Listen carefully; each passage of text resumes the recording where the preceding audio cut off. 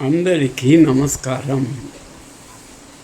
భగవాన్ రమణ మహర్షుల వారితో అనుదినము అనే కార్యక్రమంలో భాగంగా ఒకరోజు ఒక కాలేజీ అమ్మాయి గురువుగారి దర్శనార్థమై వచ్చి గురువును ఇలా అడిగింది.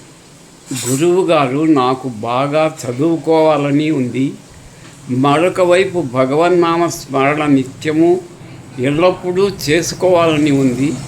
ఈ రెండు ఒకేసారి నాకు సాధ్యమవుతాయా అని అడిగింది.